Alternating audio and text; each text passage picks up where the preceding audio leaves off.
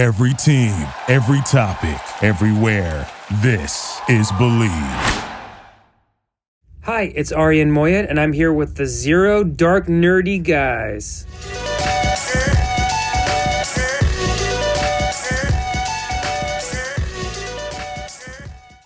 All right, ladies and gentlemen, welcome back to another spectacular episode of Zero Dark Nerdy, the world's most notorious pop culture podcast, brought to you by the Believe Podcast Network, betonline.ag, and of course, our main sponsors and good friends over at Rabbit Comics. Be sure to check out rabbitcomics.com, probably one of the most user-friendly online comic book stores on the planet. They also have a mobile app as well. And for those of you whatnot heads out there, they are on at 7 p.m. every Thursday, Eastern Standard Time. Again, be sure to check them out, rabbitcomics.com. We have a very, very special guest this evening. You may know him as Stewie in Succession. He also played the lawyer Todd in Inventing Anna. We have Arian Moayed in the building. All right, so season 3 of The Accidental Wolf starring Kelly O'Hara coming out November 10th on Topic, written and directed by Arian Moayed. Did I say that right? Nice. Nicely done. Perfect. Joining us today in studio, man. How's everything going your way? It's going well. I'm saying hello from Budapest. Oh, wow. That's a heck of a time difference there. You didn't say Budapest? Isn't that how it's supposed to go? It's kind of, but then there's locals that just say Budapest. So I'm kind of like, I'm confused. So with season 3 coming out, we don't want to do any spoilers here. I started watching it this week, and it's some exciting, some thrilling TV there. What can the fans expect, in terms of how many episodes, obviously the epic conclusion, and we got to ask you, of course, how far would you go for a stranger, since this is really what the story's about. I love that. Yeah, I mean, the third season is in 4 episodes, 4 30-minute episodes, which season 1 was in 4, season 2 was in 6, and season 3 was in 4. And yeah, how far would I go? I mean, I guess that's the real question of our society, isn't it? I mean, as we're getting more and more divided and more put on this side or that side, us versus them mentality, I guess the real question that we all have to ask ourselves is, how far are we going to go to help people that we don't know, that might not even believe in the things that we believe in? Right. And I think that's really the sense of community that kind of the show is trying to embrace. Kind of what's kind of amazing about The Accidental Wolf, and kind of astonishing to me, even as the writer, director, and creator, is that it's a real document of what's happened in the last 7 years of our society, from white privilege to Black Lives Matter to how this division that we're involved right now, including what's happening in Iran with this like social media revolution that's happening. And I use that word revolution not lightly. And so also we're forgetting the whole thing about a hunt for a vaccine, all written before before something called COVID-19, which if your viewers don't know yet, you should Google that. And essentially all those pieces came together mostly from my wanting to kind of answer this massive question of how are we going to come together? How far are we going to go for people that we don't know? How far are we going to help others that need help? And presciently, and I say this humbly, and also, completely just someone that's just kind of like listening to the world, all of that kind of lines up to where we are right now. And it's a real deep truth. It's a deep search for truth as well, which is what Kelly's character, Katie Bonner, is going for in this third and last season. And what are people going to be excited about? I'm a big fan of thrillers. I'm a big fan of satisfying endings. I'm a big fan of art. And I really try, and I'm a big fan of Iranian cinema. And so this 6-hour limited thriller that I've been calling an empathy thriller for years, kind of like dives into all of that. And even though it comes out on November 10th on Topic, early reviews have been how satisfying it is just at the end of this, how satisfying it is and how messy it is. That's the other thing as a writer and as an artist, even with like work like Succession and Inventing Anna, I'm not looking for black or white, left or right. I'm looking for really messy truths that really don't land you in a pocket that is comfortable. And so that's kind of what I think you're going to get. That being said, it's just a really satisfying way to end a show in which I feel all the pieces come together, and we've gone and the wheels of progress have moved forward a little bit, but it hasn't solved, what we still have to do as human beings on this earth. Basketball is back, and BetOnline remains your number one source for all your sports betting needs this season. You'll always find the latest odds, team matchup info, player news, and game trends at BetOnline. And as your continued source for all Spates wagering information, BetOnline features live betting, free contests, and giveaways all season long. Always the fastest and easiest way to bet all your favorite sports and events, whether that's NFL, NBA, NHL, MMA, tennis, boxing, or even golf. Head to betonline.ag and receive your 50% welcome bonus with your first deposit. Make sure to use a promo code BELIEVE, that is BLEAV, to receive your rewards. BetOnline, where the game starts. I think you answered the question, how far would you go to for strangers? Because you're making two guys who have just kind of a small podcast. I mean, you're an absolutely emerging superstar over the last couple. I mean, dude, you know it. Thanks, but you're making our day as two strangers. So can't tell you how much we appreciate you being on the show, man. I mean, this is an absolute honor. We've interviewed a lot of different people, and I'm putting you on the spot a little bit here, but I just got to say it. This is the first time I've really actually been starstruck a little bit because, and here's the thing, the other thing, I didn't even know who you were maybe 2 years ago. You know what I mean? But everything you've done over the last couple years is just, dude, you steal the show and everything you're on. I just wanted to say that before Brian asked you another question. So thank you so much for being on our show. Brian, I appreciate that. Yeah, I would go far for strangers. I believe in strangers. I believe that we have to help strangers. So, I don't think of you as strangers anymore. Ryan and Brian, even though on Brian's thing, it just says Zero Dark Nerdy, but that's fine. We'll let that go. He's got to live up to the brand. You know what I mean? It's all live the brand and that shirt. I love the fucking shirt. Oh, good fellas. Yeah. Absolutely. You can say whatever you want. Oh, yeah. This will not be picked up on the Disney Channel anytime soon. So Disney After Dark, maybe. We'll see what happens. Yeah, there you go. That's right. So I appreciate that, Ryan. I'm honored to be on here, and we can talk about all those things that you liked in the best. Oh, we will. I know you're a busy guy and you got limited time, but we'll get to it. But I want to make sure we give full due and respect to the Accidental Wolf. Thank you, man. Yeah, when Sarah reached out, I could not have been more excited. And I can vouch for Ryan, too. I sent him the email, and he just started Succession, and he's been down this huge Succession hole. And, of course, we watched Inventing Anna. We've seen you in the MCU now. I told him about Inventing Anna. I'm like, yo, you got to watch this shit. That is one of those shows where, like, I would love to meet a person that started it and watched it like, I watched 1 or 2 episodes and then I, went away for a week and I watched 1 or 2 more. That's one of those shows where I guarantee you 90% of the people that watched it, they started it and watched it all the way through in a weekend. Yeah, they just let's press play and they're like, Crazy. Give me the candy. I want it. Yeah, man. And it's fun because that last episode is Todd's episode. So it's like, it ends with this, like, I remember Shonda once saying to me, she's like, at the end, I just want some people to I want Todd to really tell what people want, which is like, what is the fucking matter with you? Why are you like this? Yes. It definitely came across well. And we will get into that. Sure. Going back to Accidental Wolf. So you started this project with, you have a great theater background with a lot of your friends from Broadway. How exciting was that, just having the support of the community and, knowing that you're going into this, really putting all the pressure on yourself too, as a writer, as a director, so just kind of talk about a little bit of that process. Yeah. I mean, I've been in the New York theater scene for 20 years. I started a nonprofit 20 years ago called Waterwell, which is heavily involved in the art and education sphere.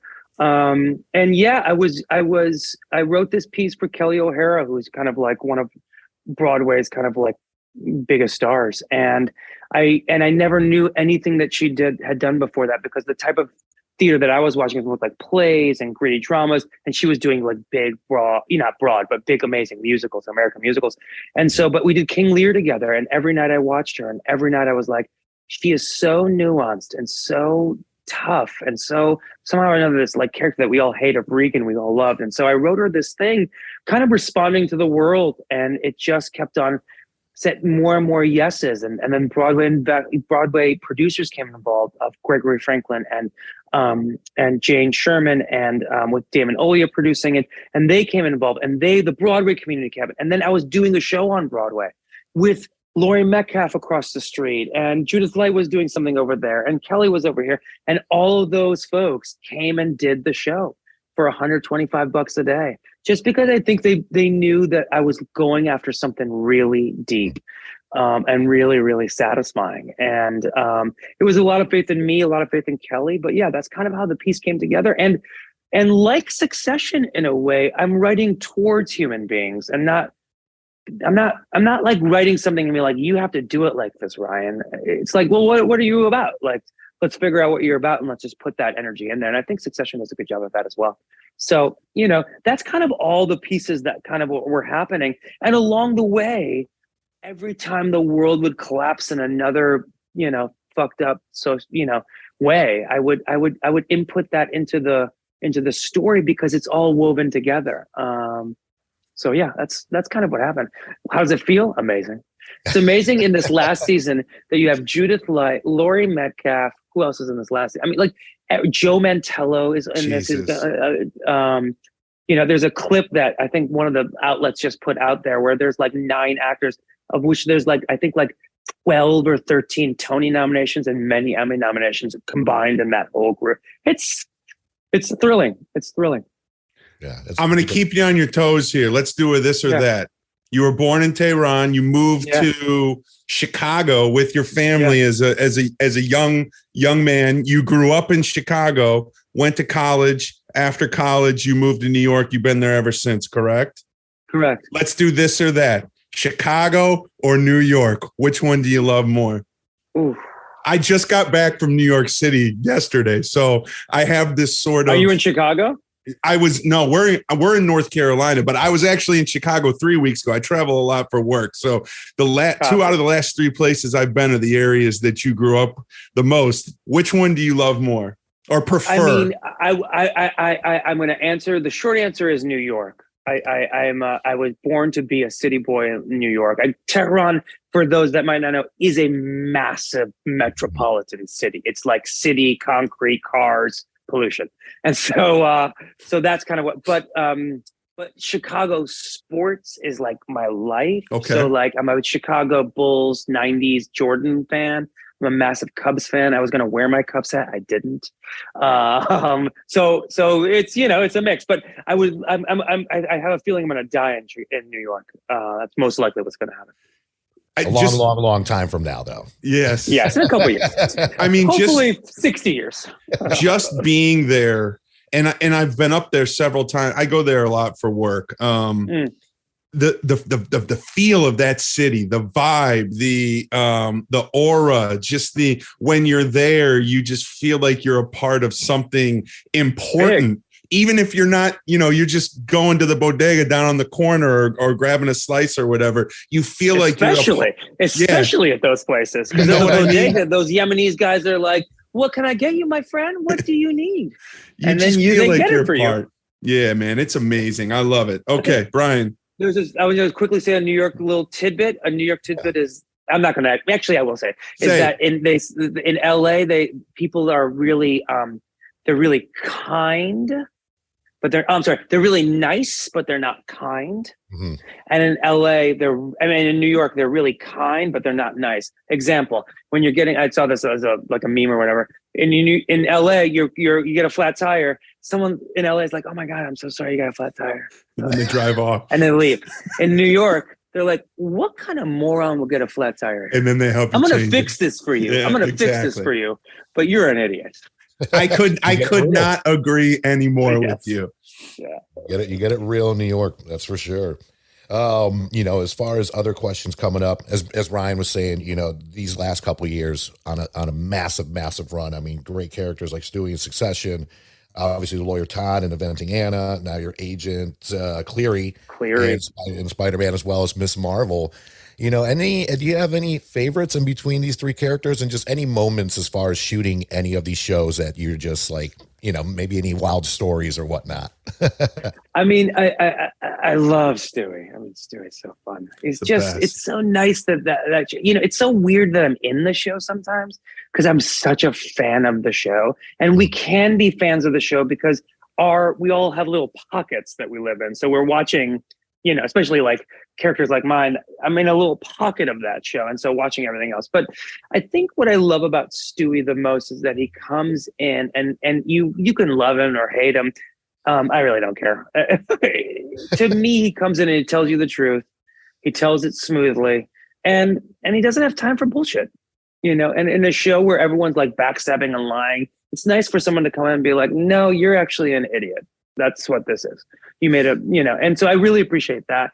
I also love the way that we shoot Succession, which is that could be a podcast on its own, because the way that we shoot it is not like regular television, because we can shoot, without giving anything away, we have shot, I'm not even saying about that. We have shot episodes where there is 29 actors, all of which are characters that that are all in the same scene, and 21 of us have a line.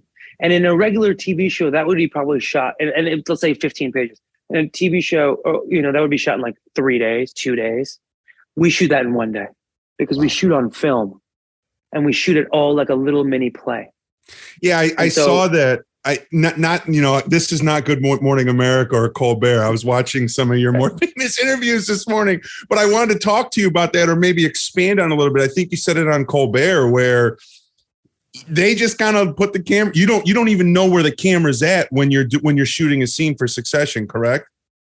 I mean, if it's a 2-person scene, it's impossible not to see the camera, because the camera is not going to be that. But the vast majority of that show is a big wash of human beings kind of like floating around. And so in that scenario, 100%, there are many times where I'm looking around, I'm like, where are the cameras? Because the cameras are so on the other side of the moon.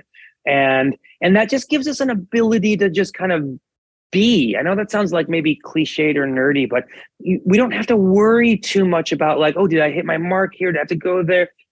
We're just being in this space. And so, there's a very famous moment in season 1 where Tom is talking to Greg, and they're talking about the California Pizza Kitchen situation, and the light goes off. The light actually popped. One of the lights that's in the room pops, and they look up, and instead of saying cut, they look up and they're like, well, I'm getting paid more than the people that are paying these bills. Some line that he improvised. And that's because and so much of that happens because when you have so many moving parts and you're shooting on film, you can't, like an iPhone, be like, let me just redo that again. No, man, the tape is rolling, like literally, and you have to like keep going. So if you mess up on a line, just say some lines, baby. Like you gotta go. Do you ever catch yourself, like, the cast on that show is so fucking phenomenal? Like, do you ever catch yourself like, oh, wait a minute, it's my turn to talk? Like, just watching these guys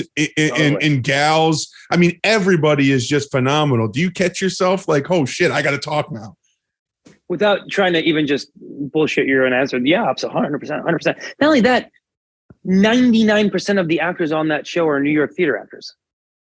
That I have seen as a young person. I've been watching Peter Friedman. I've been watching Brian Cox. I've been watching David Rasche. I've been watching J. Smith Cameron. I've been watching them. And now all of a sudden you're in the same room with them, still kind of lightly doing a version of theater, oddly, and so, yeah, I pinch myself all the time. And also the show is a masterwork. It's a masterpiece. It rationalizes bad behavior. Like you talked about when you first started, like, I don't care if you like Stewie or not. every single person on that show is unlikable except maybe Cousin Greg, but even he's got a little shit going on there, little darkness going on in there. So it's like, it's the ultimate, like, it's real, right? Like we've all got, none of us are perfect. We've all got little things that we do that we'd like to be better at. Now, granted, it's on a much grander scale with a lot more money in a much bigger stage or setting. But I mean, all those people are flawed to the highest degree. Oh, to the nth. And on top of that, I'm going to go back to that comment I said earlier because it's true. I can't tell you how many people come up to me if I'm going to a party and someone comes up to me and says, you know who my favorite character is? They'll be like, Tom Wambsgans. Yep. And within 10 minutes, someone comes up to me and is like, you know what character I fucking hate? Tom Wambsgans. and it's because when you're telling truths, and the Accidental Wolf is aiming for this as well. Yeah. When you're telling truths, I can't tell you what you're going to like or not like because your DNA is different than my DNA. Mm. Your DNA is, I hate brown nosers like Tom Wambsgans. Or you might be like, my whole family is a bunch of brown nosers. That guy knows how to climb the ladder. Yeah, exactly. And so that's not me telling you or Jesse or and again, with the Accidental Wolf, it's the same. Like, I'm not telling you to love or hate Katie Bonner. That's up to you. That's not my business. You can love or hate her. You can think that the decisions that she's making are bananas. You can think that the decisions that she's making is like really spot on. And I think when you go for truths, I really don't think it matters what people think of you. So I know we just got the 5-minute warning, so I wanna get some stuff in here. You know, you talked about you go to a party, and one person will be like, I love Tom, I hate Tom. With Inventing Anna, with Succession, with Marvel on your resume now, what's the role that you get asked about or talked to about the most? So I'm in Budapest right now shooting a movie. And here, 100%, it's Inventing Anna. Okay. Really? When I'm in New York City, it's Succession. You know, it really kind of just depends. When I'm like in younger settings, you could see that they're like, that's the dude from Spider-Man. I'm surprised people come up to you and they're not like, hey, listen, what's happening in phase 5 of the MCU? Oh, yes. and you know me, because Kevin and I talk texting. I'm like, what's happening? Speed dial. Yeah. I don't know anything. I mean, I know things, but I don't know. Sure. Things. No, I'm not asking. I just imagine, look, we're trying to get and go with Marvel over here, so we don't want to break any news. So by all means, tell us when we stop Marvel, recording. The cool thing about Marvel and the cool thing about that experience, and just to tell you that, is that it is an ever changing, constantly flexible arena. So you're not walking in like Agent Clear was kind of like love from Spider-Man. And then Kevin was like, we should put him in Miss Marvel.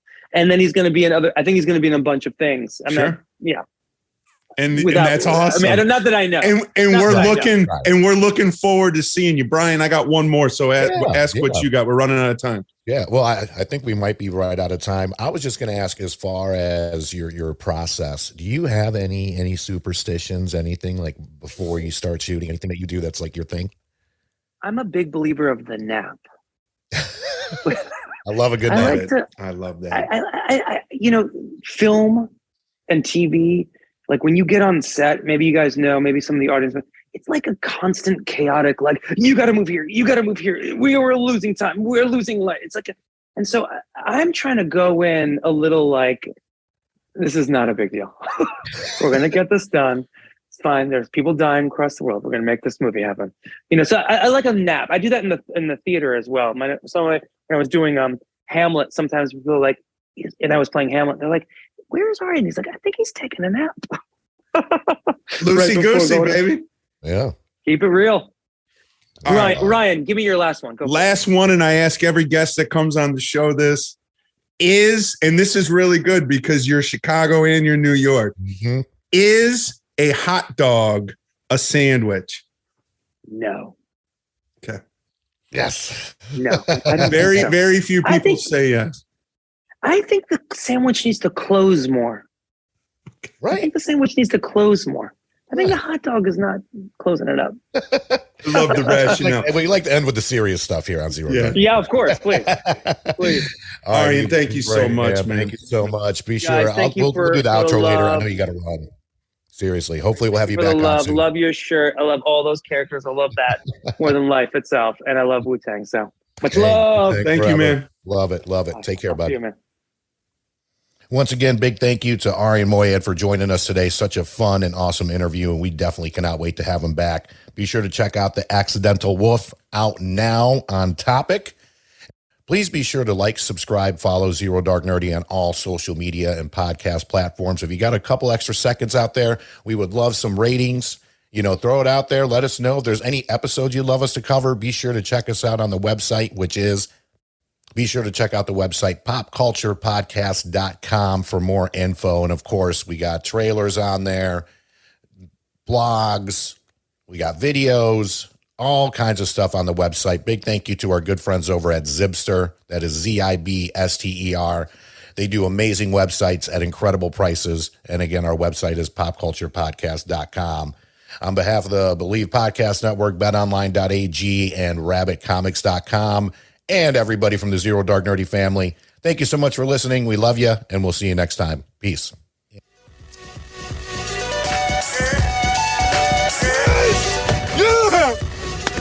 Victory! And anger management? Fuck anger management.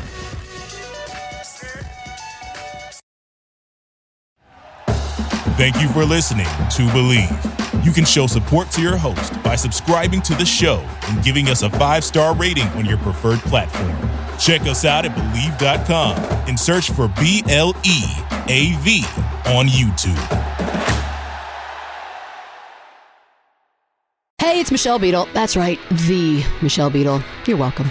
You love talking about sports. I love talking about sports. You know the only thing cooler than talking about sports? Sports! And right now, all your favorite sports are on Sirius XM. I'm talking every NFL game, every game from the NBA, NHL, MLB, every NASCAR race, golf major conference college sports, and all the top games in the WNBA. If it gets your heart pumping, it's on Sirius XM. To start your free trial of Sirius XM today, visit SiriusXM.com/believe.